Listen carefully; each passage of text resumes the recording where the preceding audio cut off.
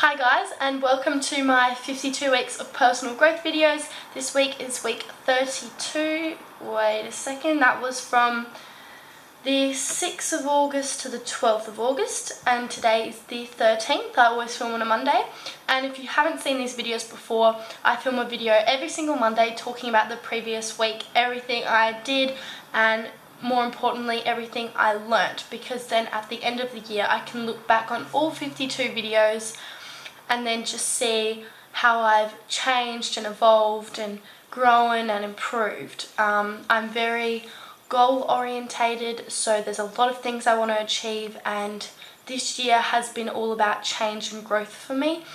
I just really want to improve in all areas of my life all the time.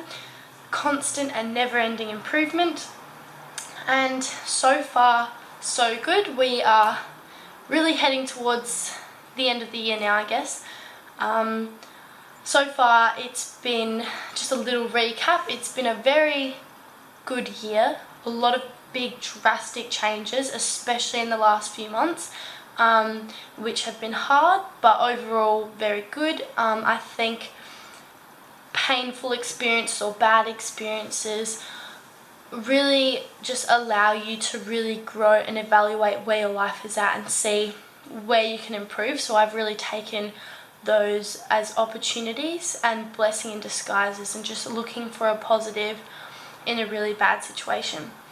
Last week was a good week. I know I was very emotional in the video and it probably didn't appear like that, but that's just because all of my week was very good until the last few hours of the week, which was Sunday night. I got into a car accident. So that was just over a week ago now. Feeling so much better about it. I apologise with how emotional I was. Well, I guess I don't need to apologise, but I was very emotional and it worried a few people. But I honestly am fine. I was just in a lot of shock. The most important thing was that I wasn't hurt and neither was the other person involved in the accident. It's all that matters. I don't really care about the car or the money or anything like that. I'm very grateful and lucky that I have a lot of people helping me, so it's alright.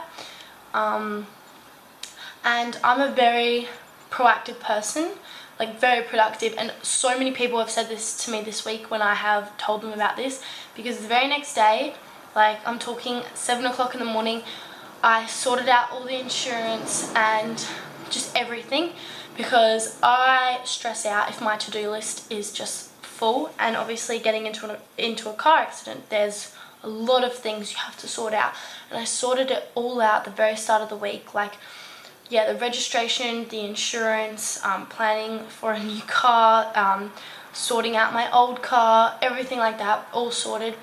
So it's all done and dusted now. The only thing I have to worry about is my new car, my new insurance, and my new registration. So it's all future stuff. All the old stuff is sorted out. I'm not upset about it anymore, but I did really love my car. So I miss my car because I had finally learnt to love it, but it's a car, it's a material object. This is why I'm into minimalism, because I don't want to grow attachment to things because it upsets people. So I refuse to let myself be upset over my car, because it is an object. It doesn't matter. What matters is my physical and emotional well-being. So don't care about the car. So yeah, that's the thing, is the car was probably the most valuable thing I own. Everything else doesn't really mean anything to me, and of course that's what breaks. But that's why I don't want to own really valuable and expensive things, because it just upsets you if something goes wrong with it. Anyways, it's a car, and it will be exciting and a new chapter to get a new one. So yeah, it's alright. And also, excuse the look, I had a 6 AM boxing class and I haven't really had time to get changed, so this is what I look like. And this week was very all over the place, so I haven't prepared what I'm going to say. So, Monday. As you saw in my last video, I was very emotional. I have been lucky enough to have a car all throughout this week. So I drove that very next day and I cried the whole way on that car drive. I was that emotional. And I was also very forgetful, and that is not like me, but that day I just forgot everything. I was so out of it. I was not focusing on what I needed to focus on. So I left my keys in my car when it got towed away for the accident, because that's not what was on my mind. So I went and picked that up in the morning from where my car had been taken to, and then I got home and did what I can't remember what I had to do. And then when I had to leave the house again, I bloody left my keys inside the house. So I locked myself out. And that was fine because I had to go off to work and stuff. But then obviously when I needed to come home, I needed my roommate to come and let me in, blah, blah, blah. So I just really wasn't with it. That's something that never happens to me. So I just felt honestly stupid that day. But then I had to babysit and I was fine getting there. And they made me feel so much better, and then from that point onwards I was not upset about the car at all. They just made me feel so loved and so much better. And also another thing with this situation was that with getting in the car accident, I almost let it define me and become a part of me. Like, I remember thinking on the Monday, like, wow, like that's like a part of me now, that I have been in a car crash. That's something I have to say and deal with, and that really upset me because I didn't want that to be a part of my history, if that makes sense. But 95% of people I've spoken to, they all, like the policeman, so sweet, and the ambulance woman and everyone, and even the tow truck guy, they all saw I was freaking out and so upset. So everyone just calmed me down so much, and like the policeman started laughing and telling me about all the car accidents he's been. Like, everyone just told me their stories without me asking. I didn't ask if anyone had been in one. Everyone just told me. It happens to everyone, and so many people since then have told me about all their car accidents, and it made me feel so much better that unfortunately at some point in your life it's something generally most people do experience in one way or another, whether it's big or small. So that made me feel so much better. And also another thing, I feel like this video is going to be so long. I'm still talking about Monday. Oh my gosh. Anyways, what was I saying? Yeah, like, I don't know, I just felt funny. I forgot what I was going to say, to be honest. Yeah, I don't know what I was going to say. I got so many messages though that day, like so many, and yeah, it was so nice. Let me just find one. There was someone that sent me the nicest message ever. I'll actually read it out. She said, "Hey gorgeous girl, I just watched your latest video and I just wanted to say I hope you are okay. Also, it is so inspiring to see you doing your personal development. It is extremely important and you are very switched on to be doing it from such a young age. Keep doing what you're doing, young girl. I have no doubt in my mind that you are going to be successful in whatever you choose in life. Sending all my love and best wishes to you, and I really hope that you are okay, beauty. You are a very, very strong and intelligent girl." And I received so many messages like that, and it made me feel so amazing and loved. So that was so sweet, and she'll know if she watches this video that was her. It really meant a lot to me, all the messages. So yeah, Monday, emotional, but babysitting really was a turning point for me. Oh yeah, that's what I was going to say. For such a long time, I have lived with a fear. Like, I always told people if they're, like, I always thought if I was to die before old age or whatever, it would be from a car crash. I don't know why, I've just always had that weird feeling. And then for that to sort of come into reality, like getting into a car crash, that's what shocked me the most. Was like, okay, I know this can happen now, like out of the blue, like, and that just really freaked me out. And I've always just had a fear of getting into a car crash, and that's probably what caused it, was just having that fear. So I've got to let go of that now. And in terms of my confidence with driving, still confident. Like I said, I drove the very next day, and I've driven every day since. But I'm more cautious and more aware that something can just randomly happen at an unexpected time, so I'm more alert. But I guess that's only a good thing, really. Anyways, Tuesday babysitted, and I sorted out this function for my 21st I'm doing. I went to the place and had a little meeting and whatever, and I had work. Wednesday I had my 6 a.m. PT class, and then a yoga class, and then work, and then babysitting. It was also my dad's 50th, so I gave him a call. So it was a busy day. Thursday, my friend came over for breakfast and we made pancakes together, which was so lovely. Then I had babysitting again, and then work, and this was a bit of a surprise. When I arrived to work, someone had delivered, like a flower company had delivered flowers addressed to me at my work. So I'm currently copying it at work, but it was very unexpected and very sweet, so that sort of made my day really. It was really, really nice.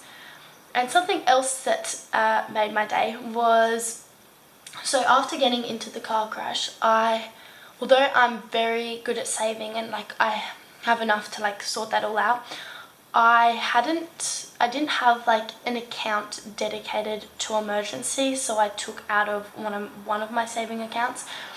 I'm pretty organised for my bank account, but I didn't have an emergency savings account. So I rang up my bank wanting to set that up straight away, so that I can now put money into that slowly. So if this is ever to happen again, which could very well happen, that I'm prepared for it in terms of my bank account.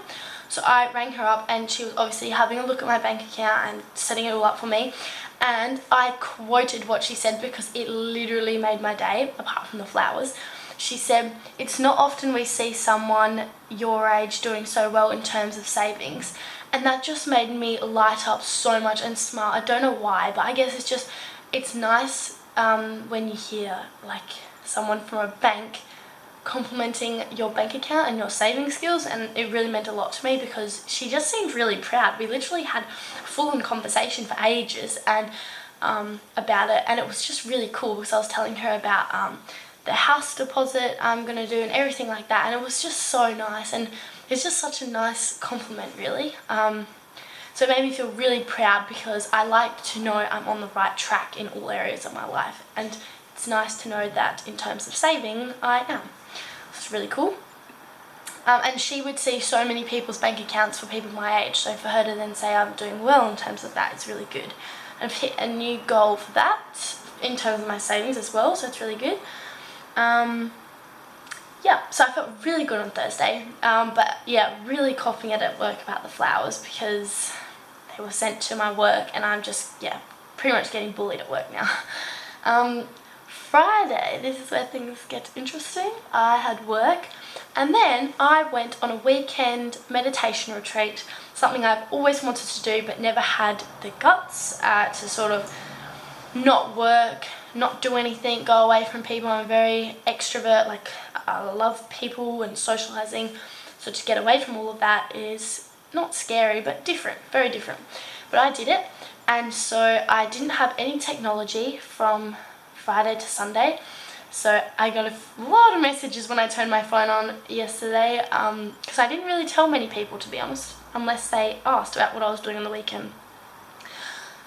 And I got my mum, I forgot to tell my mum, which was really bad, but she messaged me saying, "Is your phone broken?" And she was freaking out. Really should have told her, out of everyone. But yeah, a lot of messages, because I think it said I was inactive for 2 or 3 days or something, so crazy. But anyways, oh my god, I think I might make a separate video on the meditation retreat, a review, all my thoughts or what I've learnt, because I brought this book with me. It's my journal, and I just write notes in it, and I just wrote pages and pages of notes of my thoughts and everything I learnt, because there was theory classes there and lots of meditation classes. The healthiest, most amazing food I've ever had in my life. I ate so much. It was all vegan and vegetarian. It was only vegetarian if I put butter on bread and milk in my tea, I guess.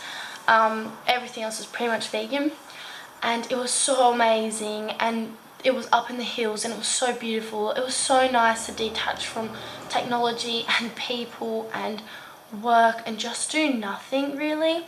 I loved the theory classes because I love learning about personal growth and meditation and everything like that. So I wrote down everything, and that's why this video is going to be so long today, and I think I might just separate it and do a separate video on it because I did learn so much. I feel like a completely different person. And pretty much in a nutshell, I'm feeling like coming back from the retreat. It was a silent retreat as well, so the only time we ever talked was the first dinner when we got there, and then in all the theory classes we discussed and talked, and then the very last lunch before leaving. Everything else was silent. You were on your own. There was about 15 of us, and it was so cool. I was definitely the youngest there. But yeah, what I've really learnt is just how important it is to spend time on your own and give yourself space and actually do nothing. I've come back to Adelaide realising how busy and full on life is and how fast everything is. It's kind of a weird feeling really, and I can't believe it, but I just don't like my phone anymore. I just hate when it vibrates or I get messages now. Like it's just annoying. I like the peace and not being attached to my phone. Unfortunately, a lot of my work is got to do with social media, so I can't get rid of the apps. That's alright because I've always had a positive experience with social media, so it's not like I want to get rid of it, but maybe just not share as much, and just here I am telling everything on YouTube. But anyways, in terms of maybe Instagram and Snapchat, but more so, I don't really have a problem with sharing my stuff, but I'm just not interested in what other people are doing. I don't care what parties people are at, or you know, how much they're drinking or having fun. Like, I'm not interested, and I don't know if that's bad or not, but I guess I care more about where I'm going and what I'm doing, so I don't have time to worry about what other people are doing. Of course I like supporting people and stuff, but I'm not like, what's this person doing, where are they right now? Look, I'm just not interested. It's been really nice to just not worry about that. And I think another benefit of the retreat is you can, but you're not supposed to. I didn't listen to any music. I had my phone on flight mode the whole time. My phone lost 5% over the entire weekend. It was great. No alarms. You just sort of did what you wanted, and God, I feel so good. But you have so much time with your thoughts. I thought so much, and I'm still trying to work out how that's left me feeling, because I'm quite comfortable with myself and happy, whatever. When you have that long to just sit with your thoughts, it makes you question things, like if you're with the right people, like do you have everyone in your life that you want, all these things. And I'm still trying to slowly do that. So I really want to I really want to perfect my nighttime routine and actually spend time with myself, put my phone on flight mode every night, and just because otherwise it vibrates and just goes on and on and on, especially because I have family and friends overseas, so when I'm sleeping they start texting, like it just never stops. So I'm just keen to just switch it off, sort of thing. And you don't read on the retreat, nothing. Like you're really just there with your thoughts. It was amazing. And another thing is that this week, I don't know the person, but someone in my year level committed suicide, and I have a friend that knows that person, so she was talking to me about it and she was upset, and she pretty much just said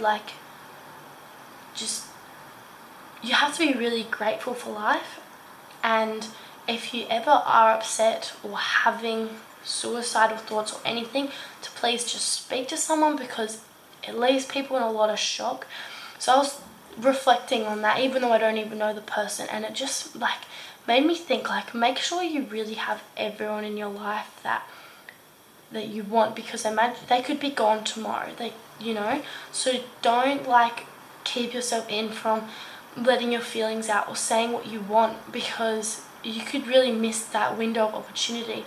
And the reason why I'm very maybe connected to this situation is because with my car accident last week, it could have been so much worse, and it really made me instantly so much more grateful and made me think, like, you know, is there people I have, like, maybe haven't been nice to or haven't had in my life, or something like that, that you want in your life? Like, I always think, like, if you can't go like one more time without saying goodbye to them, like, don't get rid of them out of your life. I don't know if that makes sense, but it just made me really appreciate people more and just reevaluate, like, do I have everyone I want in my life, and yeah, my priorities, because life can seriously disappear in an instant, and I find it so scary. Sunday, got back from the retreat. It was so cute. My cousin, she called me and we just chatted about boys for quite a long time, just updated each other and everything, because she's always curious and she was asking for advice and stuff. It was so cute. So we just had a great D&M, and then I went to someone's house for a family dinner, which was really nice, and here I am. Wow. In terms of my 30-day challenges, it is drinking no alcohol and not spending any money. Haven't had a sip of alcohol and still haven't spent any money apart from bills. That's it.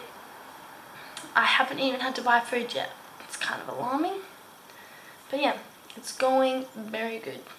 How I felt every emotion possible. I've been emotional, grateful, careful, alert, organised and stressed. And what I've learnt, always ask for help. Oh yeah, always ask for help. I'm referring to the accident. Don't be afraid to ask for lifts and stuff. Take everything as a lesson. I'm choosing to take the car accident as a lesson and an experience. And it's not what happens, it's how you react. And I feel like initially when it first happened, I was obviously very upset and shocked, but I think that's a normal reaction for a car accident. I don't think that's abnormal at all, but after, how I reacted was very good. The very next day I sorted everything out, and I promised myself, I said, this is not going to define your week. I could have let that ruin my week and just defined the whole week as a car accident and just been emotional, but I got over it the very next day. So, and also, it's just money. At the end of the day, that's all I lost, was just some money. And you realise in these situations who your true friends are. Like, you really, really do. I got some beautiful messages, and even from some very unexpected people. Yeah, amazing, just amazing. What else? The people you surround yourself is so important. Don't put any time into people you don't like. I'm just reading off my notes I wrote a few days ago. Yep.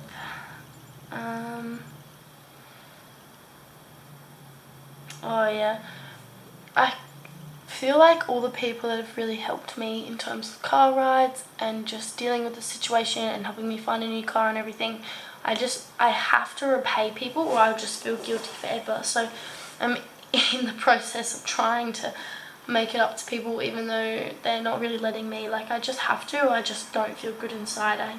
I like it to be equal. So yeah, I'm back on track now.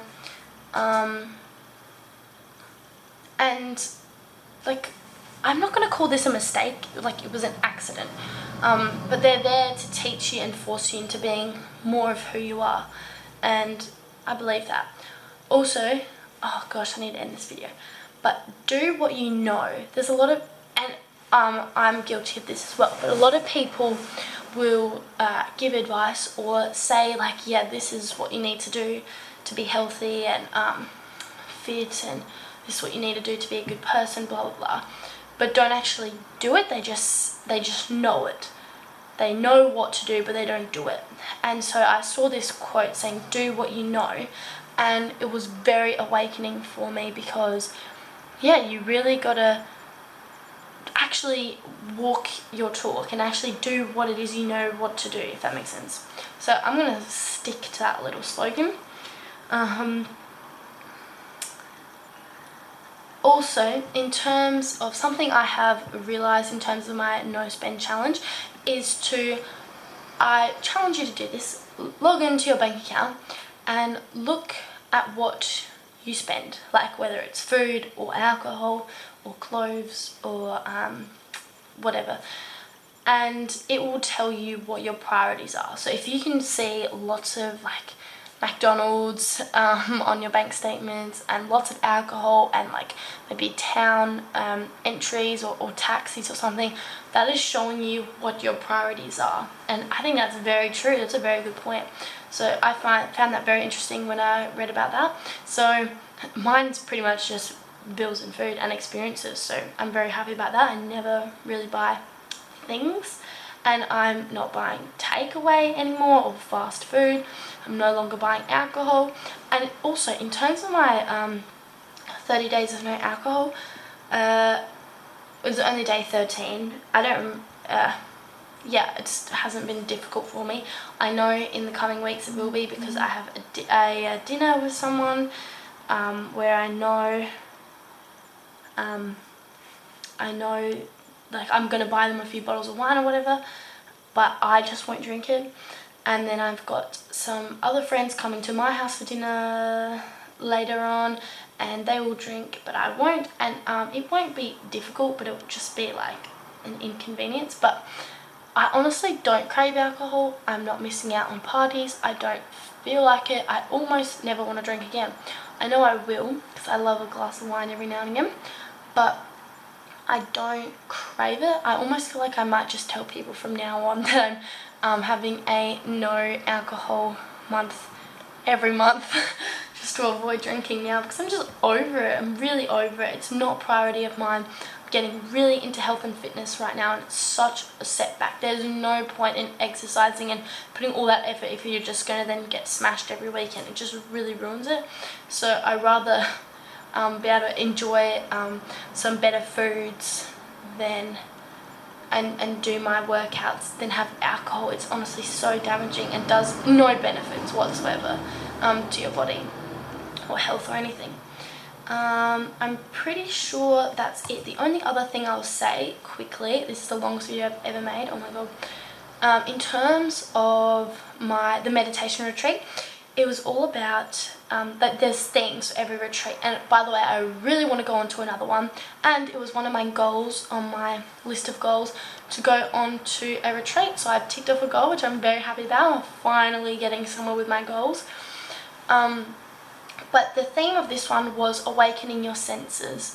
So like you have 5 senses, and in the Buddhism or meditation sort of theory there's actually 6 senses, but anyways, you know, touch, smell, sound, sight, and oh my gosh, whatever the other one is, I've had a mental blank.